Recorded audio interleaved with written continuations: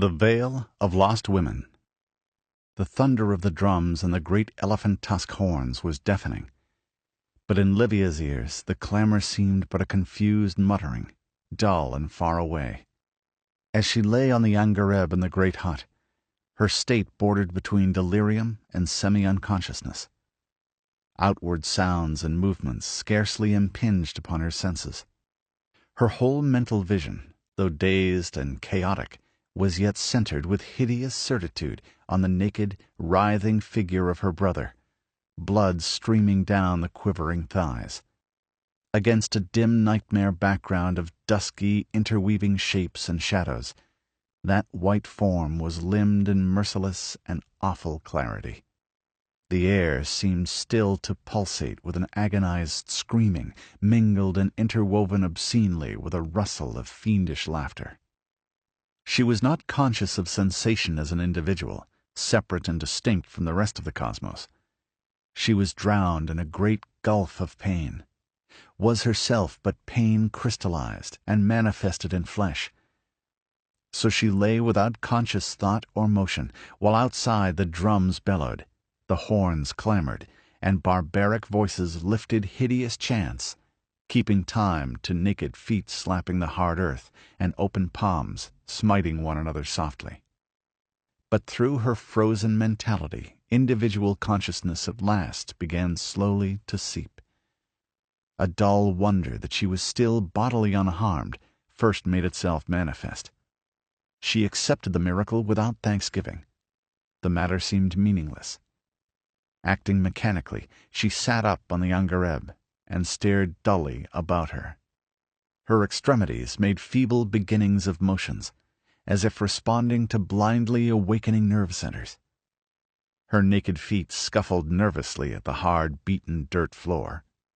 Her fingers twitched convulsively at the skirt of the scanty undertunic which constituted her only garment. Impersonally, she remembered that once, it seemed long, long ago, rude hands had torn her other garments from her body, and she had wept with fright and shame. It seemed strange now that so small a wrong should have caused her so much woe. The magnitude of outrage and indignity was only relative, after all, like everything else. The hut door opened, and a black woman entered, a lithe, pantherish creature whose supple body gleamed like polished ebony, adorned only by a wisp of silk twisted about her strutting loins. The whites of her eyeballs reflected the firelight outside as she rolled them with wicked meaning. She bore a bamboo dish of food, smoking meat, roasted yams, mealies, unwieldy ingots of native bread, and a vessel of hammered gold filled with Urati beer. These she set down on the angareb, but Livia paid no heed. She sat staring dully at the opposite wall, hung with mats woven of bamboo shoots. The young black woman laughed evilly, with a flash of dark eyes and white teeth, and, with a hiss of spiteful obscenity and a mocking caress that was more gross than her language, she turned and swaggered out of the hut, expressing more taunting insolence with the motions of her hips than any civilized woman could with spoken insults. Neither the wench's words nor her actions had stirred the surface of Livia's consciousness. All her sensations were still turned inward.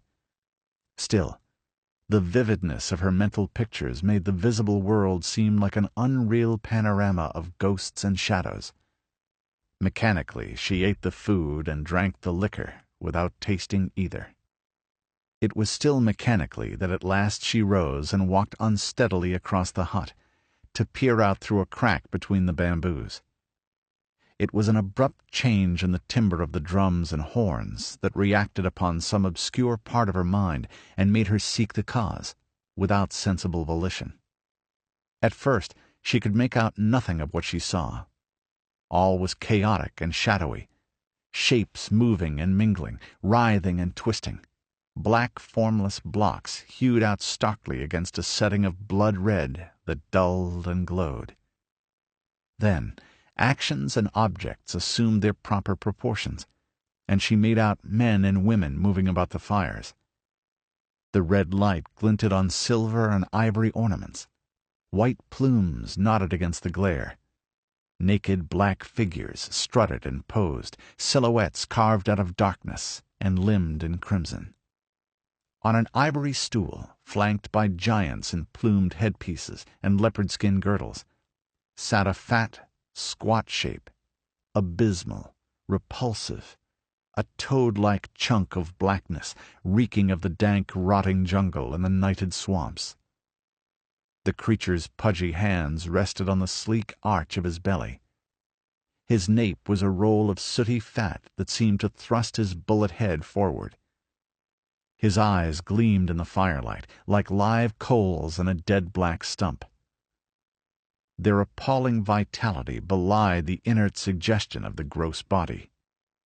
As the girl's gaze rested on that repellent figure, her body stiffened and tensed as frantic life surged through her again. From a mindless automaton, she changed suddenly to a sentient mold of live, quivering flesh, stinging and burning. Pain was drowned in hate, so intense it in turn became pain. She felt hard and brittle, as if her body were turning to steel. She felt her hate flow almost tangibly out along the line of her vision. So it seemed to her that the object of her emotion should fall dead from his carven stool because of its force. But if Bajouj, king of Bakala, felt any psychic discomfort because of the concentration of his captive, he did not show it. He continued to cram his frog-like mouth to capacity with handfuls of mealies scooped up from a vessel held up to him by a kneeling woman, and to stare down a broad lane which was being formed by the action of his subjects in pressing back on either hand. Down this lane, walled with sweaty black humanity, Livia vaguely realized some important personage would come, judging from the strident clamor of drum and horn. And as she watched, one came. A column of fighting men, marching 3 abreast, advanced toward the ivory stool. A thick line of waving plumes and glinting spears meandering through the motley crowd. At the head of the ebon spearmen strode a figure at the sight of which Livia started violently. Her heart seemed to stop, then began to pound again, suffocatingly. Against that dusky background, this man stood out with vivid distinctness. He was clad like his followers in leopard-skin loincloth and plumed headpiece, but he was a white man. It was not in the manner of a suppliant or a subordinate that he strode up to the ivory stool, and sudden silence fell over the throng as he halted before the squatting figure. Livia felt the tenseness, though she only dimly knew what it portended. For a moment, Bajouj sat, craning his short neck upward like a great frog. Then, as if pulled against his will by the other's steady glare, he shambled up off his stool and stood grotesquely bobbing his shaven head. Instantly the tension was broken. A tremendous shout went up from the massed villagers, and at a gesture from the stranger, his warriors lifted their spears and boomed a salute royal for King Bajouj. Whoever he was, Livia knew the man must indeed be powerful in that wild land, if Bajouj of Bakala rose to greet him. And power meant military prestige. Violence was the only thing respected by those ferocious races. Thereafter, Livia stood with her eyes glued to the crack in the hut wall, watching the white stranger. His warriors mingled with the Bakalas, dancing, feasting, swigging beer. He himself, with a few of his chiefs, sat with Bajouj and the head men of Bakala, cross-legged on mats, gorging and guzzling. She saw his hands dipped deep into the cooking pots with the others, saw his muzzle thrust into the beer vessel out of which Bajouj also drank. But she noticed, nevertheless, that he was accorded the respect due a king. Since he had no stool, Bajouj renounced his also, and sat on the mats with his guest.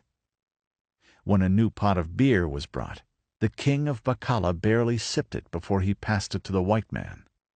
Power! All this ceremonial courtesy pointed to power, strength, prestige. Livia trembled in excitement as a breathless plan began to form in her mind. So she watched the white man with painful intensity, noting every detail of his appearance. He was tall. Neither in height nor in massiveness was he exceeded by many of the giant blacks. He moved with the lithe suppleness of a great panther. When the firelight caught his eyes, they burned like blue fire. High-strapped sandals guarded his feet, and from his broad girdle hung a sword in a leather scabbard. His appearance was alien and unfamiliar. Livia had never seen his like, but she made no effort to classify his position among the races of mankind. It was enough that his skin was white. The hours passed, and gradually the roar of revelry lessened, as men and women sank into drunken sleep. At last Bajouge rose tottering and lifted his hands, less a sign to end the feast than a token of surrender in the contest of gorging and guzzling, and stumbling was caught by his warriors, who bore him to his hut. The white man rose, apparently none the worse for the incredible amount of beer he had quaffed, and was escorted to the guest hut by such of the Bacala headmen as were able to reel along. He disappeared into the hut, and Livia noticed that a dozen of his own spearmen took their places about the structure, spears ready. Evidently the stranger was taking no chances on Bajouge's friendship. Livia cast her glance about the village, which faintly resembled a dusky night of judgment, what with the straggling streets strewn with drunken shapes. She knew that men in full possession of their faculties guarded the outer boma, but the only wakeful men she saw inside the village were the spearmen about the white man's hut, and some of these were beginning to nod and lean on their spears. With her heart beating hammer-like, she glided to the back of her prison hut and out the door, passing the snoring guard Bajouge had set over her. Like an ivory shadow she glided across the space between her hut and that occupied by the stranger. On her hands and knees she crawled up to the back of that hut. A black giant squatted here, his plumed head sunk on his knees. She wriggled past him to the wall of the hut. She had first been imprisoned in that hut, and a narrow aperture in the wall, hidden inside by a hanging mat, represented her weak and pathetic attempt at escape. She found the opening, turned sidewise, and wriggled her lithe body through, thrusting the inner mat aside. Firelight from without faintly illuminated the interior of the hut. Even as she thrust back the mat, she heard a muttered curse, felt a vice-like grasp in her hair, and was dragged bodily through the aperture and plumped down on her feet. Staggering with the suddenness of it, she gathered her scattered wits together and raked her disordered tresses out of her eyes to stare up into the face of the white man who towered over her, amazement written on his dark, scarred face. His sword was naked in his hand, and his eyes blazed like bale fire, whether with anger, suspicion, or surprise she could not judge. He spoke in a language she could not understand, a tongue which was not a Negro guttural, yet did not have a civilized sound. "Oh, please," she begged, "not so loud. They will hear." "Who are you?" he demanded, speaking Ophirian with a barbarous accent. "By Crom, I never thought to find a white girl in this hellish land." "My name is Livia," she answered. "I am Bajouge's captive. Oh, listen, please listen to me. I cannot stay here long. I must return before they miss me from my hut." "My brother—" A sob choked her, then she continued. "My brother was Thedalese, and we were of the house of Chelkas, scientists and noblemen of Ophir. By special permission of the king of Stygia, my brother was allowed to go to Keshata, the city of magicians, to study their arts, and I accompanied him. He was only a boy, younger than myself." Her voice faltered and broke. The stranger said nothing, but stood watching her with burning eyes, his face frowning and unreadable. There was something wild and untamable about him that frightened her, and made her nervous and uncertain. "The Black Cushites raided Kashata," she continued hurriedly. "We were approaching the city in a camel caravan. Our guards fled and the raiders carried us away with them. But they did us no harm, and let us know that they would parley with the Stygians and accept a ransom for our return. But one of the chiefs desired all the ransom for himself, and he and his followers stole us out of the camp one night and fled far to the southeast with us, to the very borders of Kush. There they were attacked and cut down by a band of Bakala raiders. Thetalis and I were dragged into this den of beasts." She sobbed convulsively.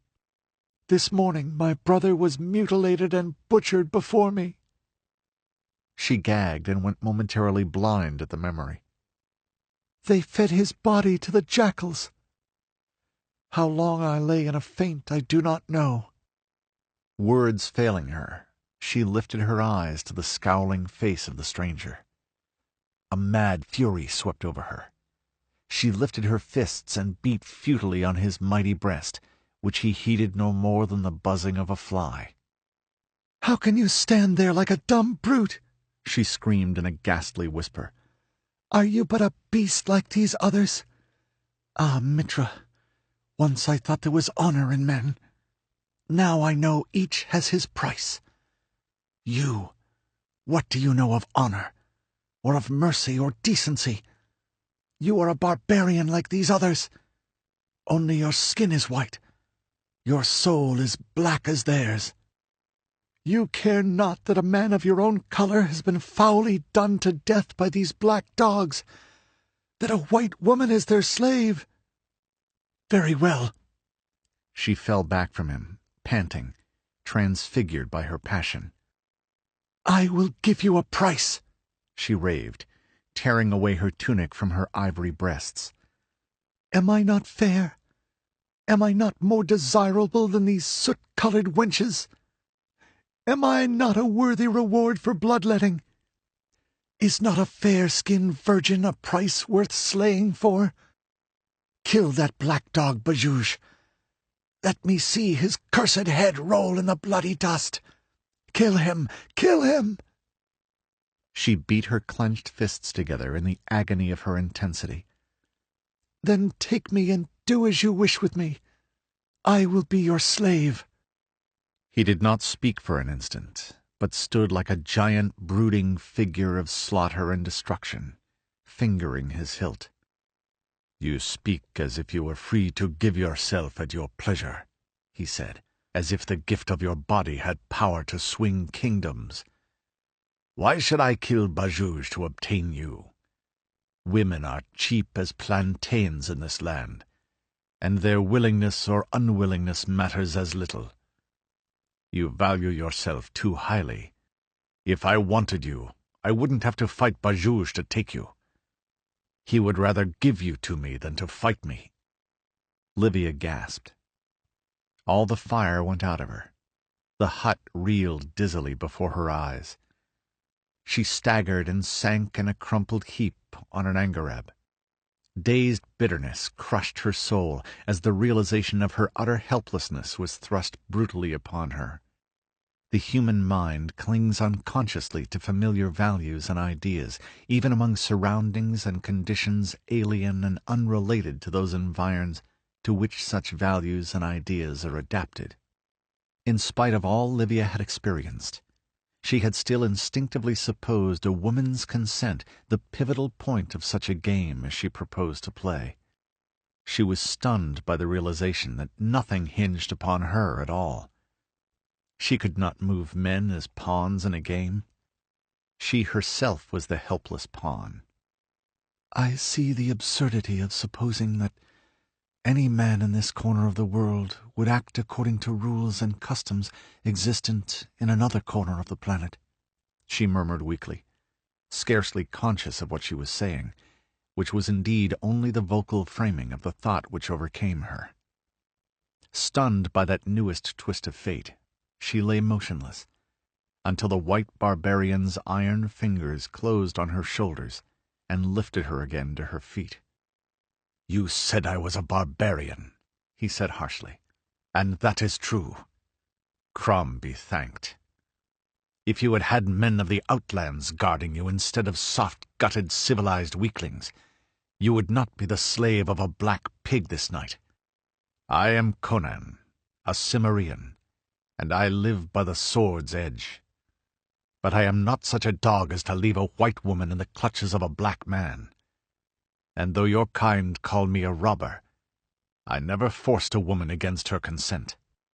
Customs differ in various countries, but if a man is strong enough, he can enforce a few of his native customs anywhere. And no man ever called me a weakling. If you were old and ugly as the devil's pet vulture, I'd take you away from Bajouge, simply because of the color of your hide. But you are young and beautiful, and I have looked at black sluts until I am sick at the guts. I'll play this game your way, simply because some of your instincts correspond with some of mine. Get back to your hut. Bajouge is too drunk to come to you tonight, and I'll see that he's occupied tomorrow. And tomorrow night it will be Conan's bed you'll warm, not Bajouge's. How will it be accomplished? She was trembling with mingled emotions. Are these all your warriors? They're enough, he grunted. Bamulas, every one of them, and suckled at the teats of war. I came here at Bajouge's request. He wants me to join him in an attack on Jihiji. Tonight we feasted. Tomorrow we hold council. When I get through with him, he'll be holding council in hell. You will break the truce? Truces in this land are made to be broken, he answered grimly. He would break his truce with Jihiji, and after we'd looted the town together, he'd wipe me out the first time he caught me off guard. What would be blackest treachery in another land is wisdom here. I have not fought my way alone to the position of war chief of the Bamulas without learning all the lessons the Black Country teaches. Now, go back to your hut and sleep, knowing that it is not for Bajouja, but for Conan that you preserve your beauty. 2. Through the crack in the bamboo wall, Livia watched, her nerves taut and trembling. All day, since their late waking, bleary and sodden from their debauch of the night before, the black people had prepared the feast for the coming night.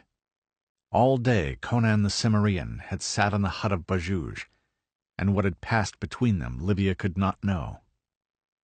She had fought to hide her excitement from the only person who entered her hut, the vindictive black girl who brought her food and drink. But that ribald wench had been too groggy from her libations of the previous night to notice the change in her captive's demeanor. Now, night had fallen again. Fires lighted the village, and once more the chiefs left the king's hut and squatted down in the open space between the huts to feast and hold a final, ceremonious council. This time there was not so much beer guzzling.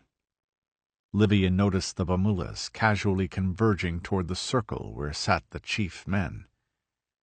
She saw Bajouge, and sitting opposite him across the eating pots, Conan, laughing and conversing with the giant Aja, Bajouge's war chief. The Cimmerian was gnawing a great beef bone, and as she watched, she saw him cast a glance across his shoulder.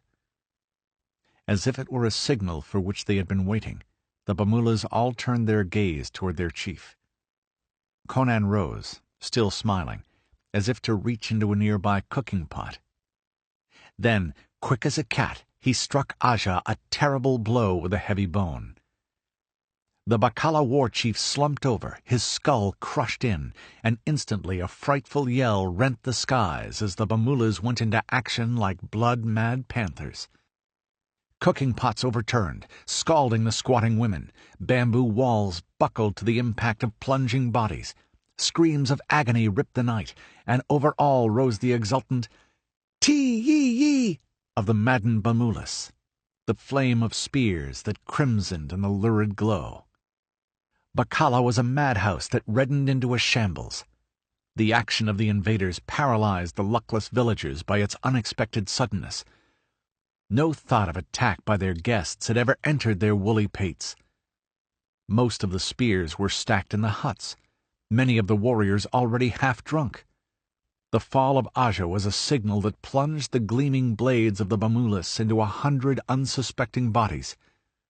After that, it was a massacre. At her peephole, Livia stood frozen, white as a statue, her golden locks drawn back and grasped in a knotted cluster with both hands at her temples. Her eyes were dilated, her whole body rigid. The yells of pain and fury smote her tortured nerves like a physical impact. The writhing, slashing forms blurred before her, then sprang out again with horrifying distinctness. She saw spears sink into writhing black bodies, spilling red. She saw clubs swing and descend with brutal force on kinky heads. Brands were kicked out of the fires, scattering sparks. Hut thatches smoldered and blazed up.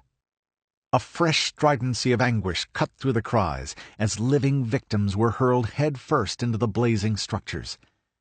The scent of scorched flesh began to sicken the air, already rank with reeking sweat and fresh blood.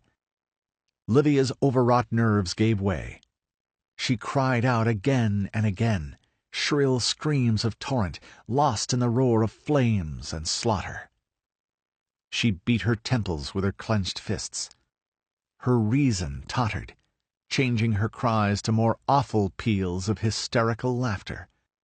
In vain she sought to keep before her the fact that it was her enemies who were dying thus horribly, that this was as she had madly hoped and plotted, that this ghastly sacrifice was but a just repayment for the wrongs done her and hers.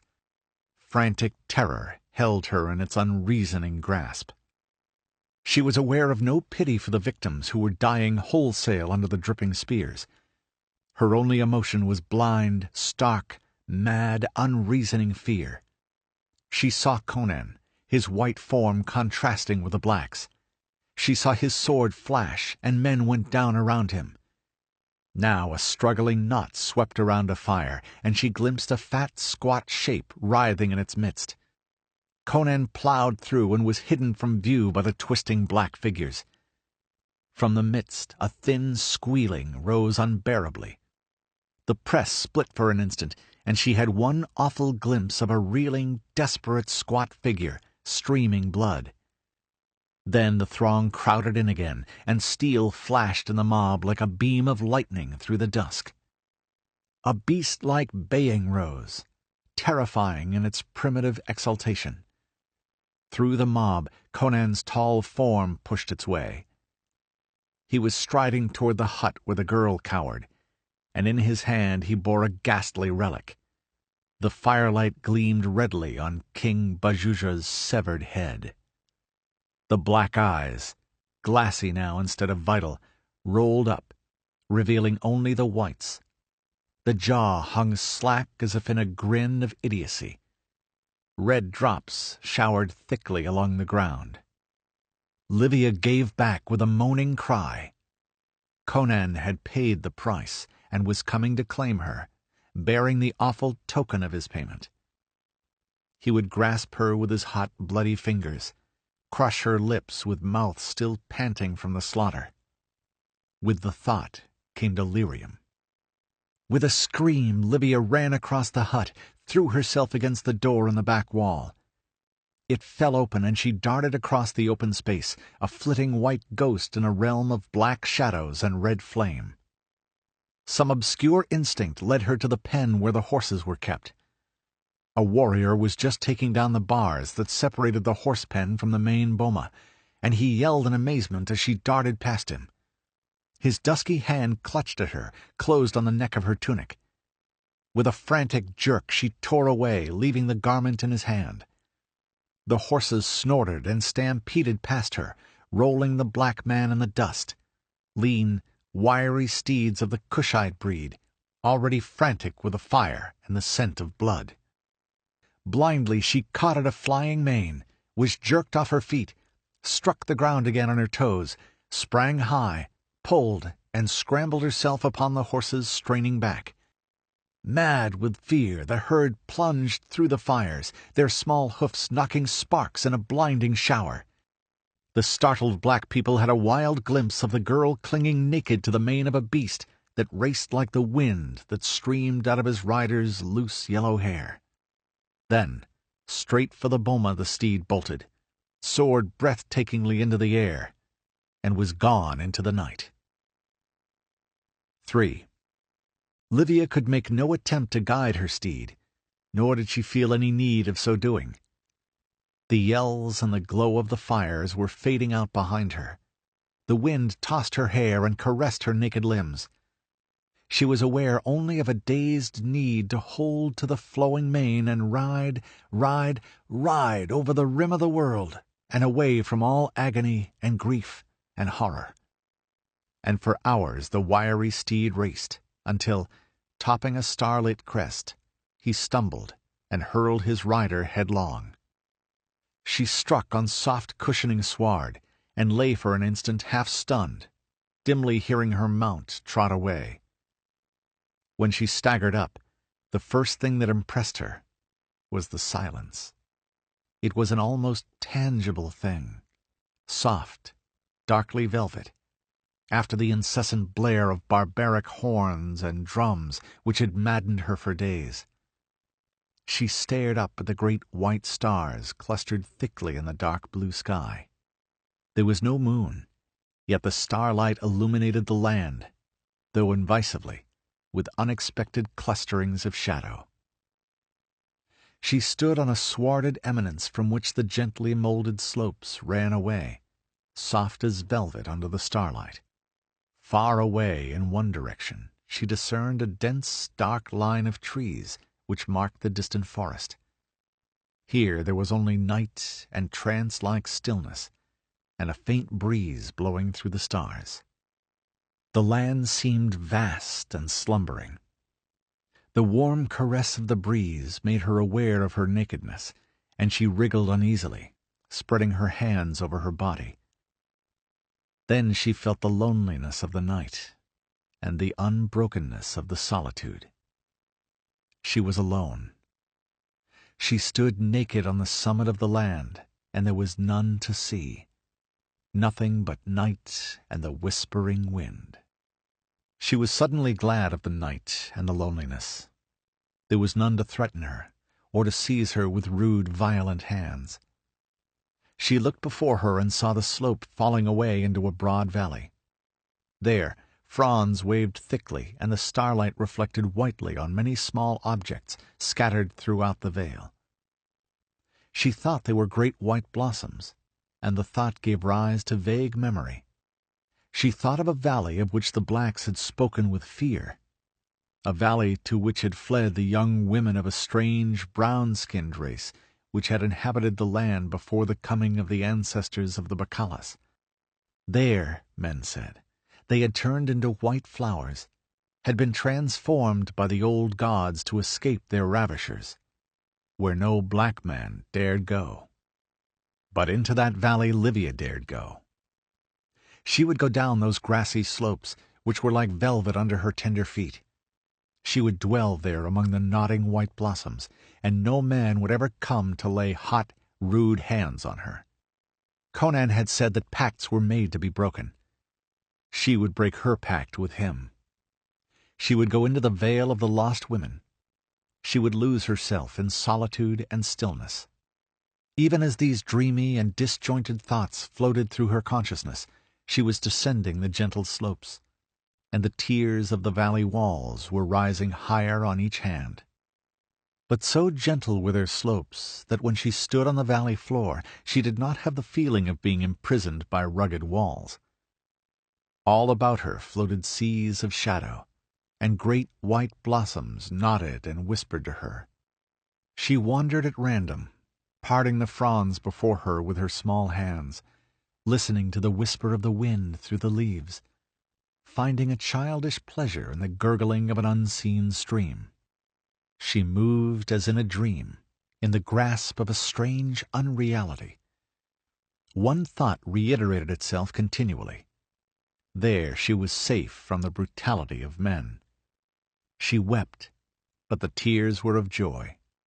She lay full length upon the sward and clutched the soft grass as if she would crush her new-found refuge to her breast and hold it there forever.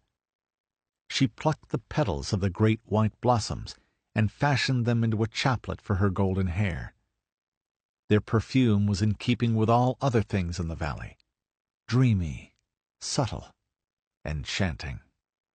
So she came at last to a glade in the midst of the valley, and saw there a great stone, hewn as if by human hands, and adorned with ferns and blossoms and chains of flowers. She stood staring at it, and then there was movement and life about her.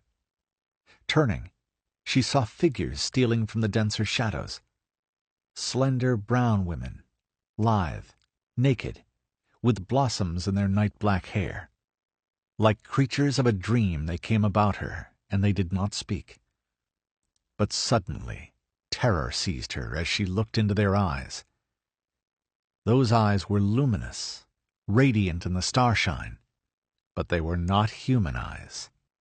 The forms were human, but in the souls a strange change had been wrought, a change reflected in their glowing eyes.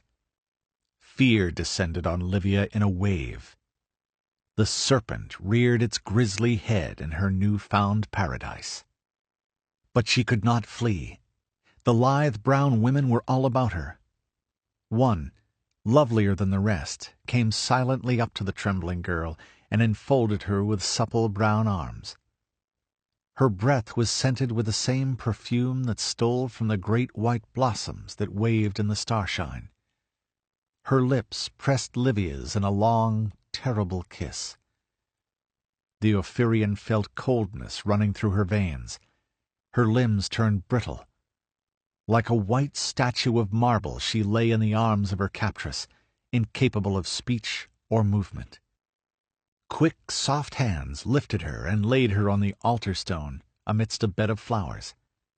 The brown women joined hands in a ring and moved supplely about the altar, dancing a strange, dark measure. Never the sun or the moon looked on such a dance, and the great white stars grew whiter and glowed with a more luminous light, as if its dark witchery struck response in things cosmic and elemental. And a low chant arose that was less human than the gurgling of the distant stream. A rustle of voices like the whispering of the great white blossoms that waved beneath the stars. Livia lay, conscious but without power of movement. It did not occur to her to doubt her sanity. She sought not to reason or analyze. She was, and these strange beings dancing around her were.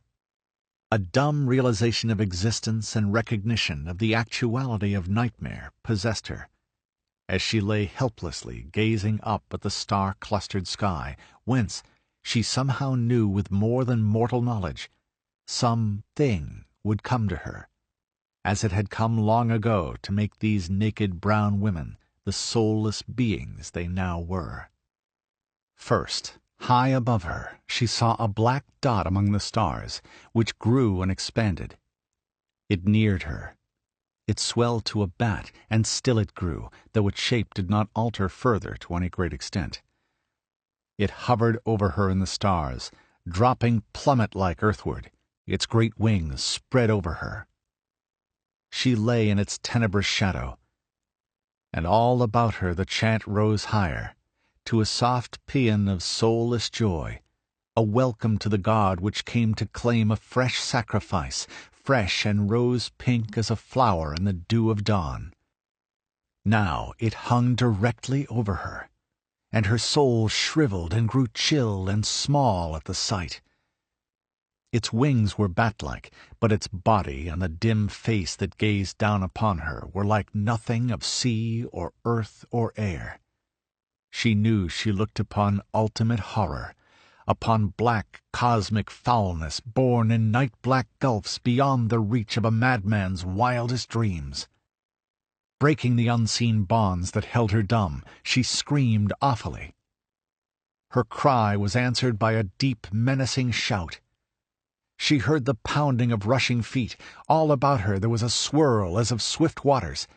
The white blossoms tossed wildly, and the brown women were gone. Over her hovered the great black shadow, and she saw a tall white figure with plumes nodding in the stars rushing toward her. "Conan!" The cry broke involuntarily from her lips. With a fierce, inarticulate yell, the barbarian sprang into the air, lashing upward with his sword that flamed in the starlight. The great black wings rose and fell. Livia, dumb with horror, saw the Cimmerian enveloped in the black shadow that hung over him. The man's breath came pantingly. His feet stamped the beaten earth, crushing the white blossoms into the dirt. The rending impact of his blows echoed through the night. He was hurled back and forth like a rat in the grip of a hound. Blood splashed thickly on the sward, mingling with the white petals that lay strewn like a carpet. And then the girl, watching that devilish battle as in a nightmare, saw the black-winged thing waver and stagger in mid-air. There was a threshing beat of crippled wings, and the monster had torn clear and was soaring upward to mingle and vanish among the stars. Its conqueror staggered dizzily, sword poised, legs wide-braced, staring upward stupidly, amazed at victory, but ready to take up again the ghastly battle. An instant later Conan approached the altar, panting, dripping blood at every step. His massive chest heaved, glistening with perspiration. Blood ran down his arms in streams from his neck and shoulders. As he touched her, the spell on the girl was broken, and she scrambled up and slid from the altar, recoiling from his hand. He leaned against the stone, looking down at her, where she cowered at his feet. "Men saw you ride out of the village," he said. "I followed as soon as I could, and picked up your track, though it was no easy task following it by torchlight. I tracked you to the place where your horse threw you, and though the torches were exhausted by then, and I could not find the prints of your bare feet on the sward, I felt sure you had descended into the valley. My men would not follow me, so I came alone on foot. What veil of devils is this? What was that thing?" "A god," she whispered. "The black people spoke of it. A god from far away and long ago." "A devil from the outer dark," he grunted. "Oh, they're nothing uncommon. They lurk as thick as fleas outside the belt of light which surrounds this world.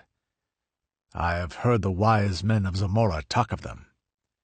Some find their way to earth, but when they do, they have to take on earthly form and flesh of some sort.